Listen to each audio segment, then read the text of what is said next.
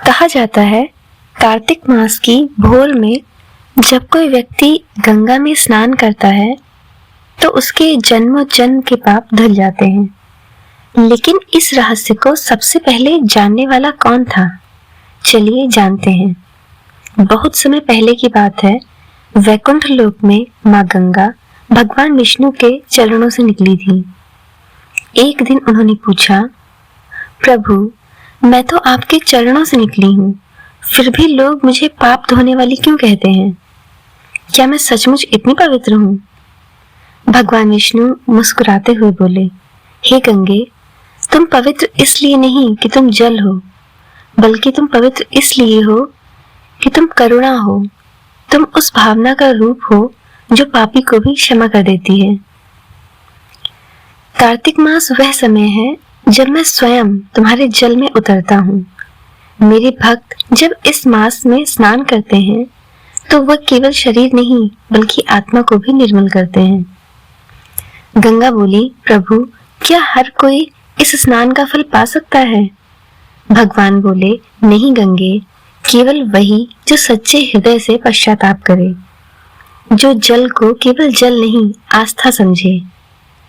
इसी रहस्य को जानने के लिए भगवान विष्णु ने एक बार मानव रूप धारण किया और धरती पर राघव नाम के एक ब्राह्मण के घर जन्म लिया।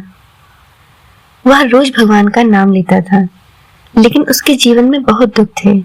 पिता की मृत्यु, खेत सूख गए, परिवार भूखा रहा। एक दिन वह गंगा किनारे बैठा और बोला, हे माँ गंगे, मैं रोज तुम्हारा नाम लेता हूँ, फिर भी मेरे जीवन में इतना कष्ट क्यों है? तभी पीछे से एक साधु की आवाज आई, बेटा, कष्ट इसलिए है क्योंकि तू केवल नाम लेता है पर स्नान कर आत्मा को नहीं धोता। साधु ने कहा, आने वाली कार्तिक पूर्णिमा को ब्रह्म मुहूर्त में स्नान करना और जो भी दुख है उसे उस जल में छोड़ देना। वह गंगा जल में उतरता है, हाथ जोड़कर कहता है, हे माँ गंगे, मेरे पाप नहीं, मेरे आंसू धो देना। जैसे ही जल उसके माथे पर पड़ता है उसे एक दिव्य प्रकाश दिखाई देता है। गंगा देवी स्वयं उसके सामने प्रकट होती हैं और बोलती हैं, राघव, तूने स्नान नहीं किया, तूने आत्मा को समर्पित किया है। अब तेरे सभी दुख समाप्त होंगे। जो सच्चे मन से कार्तिक मास में गंगा स्नान करता है उसे मोक्ष का फल प्राप्त होता है। अगले दिन गांव में वर्षा हुई। राघव के सूखे खेतों में हरियाली लौट आई। लोग कहते हैं, गंगा माँ ने राघव के जीवन में अमृत बरसाया।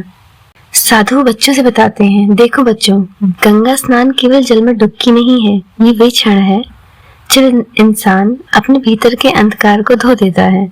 कार्तिक मास वह समय है जब भगवान विष्णु स्वयं गंगा में निवास करते हैं। इसलिए कहा गया है, कार्तिके स्नानम विष्णु प्रीतिदायकम, यानी कार्तिक स्नान से भगवान विष्णु प्रसन्न होते हैं। जो गंगा में स्नान करता है वो केवल पाप नहीं धोता, वो खुद को भगवान के और करीब ले जाता है। जय गंगा मैया।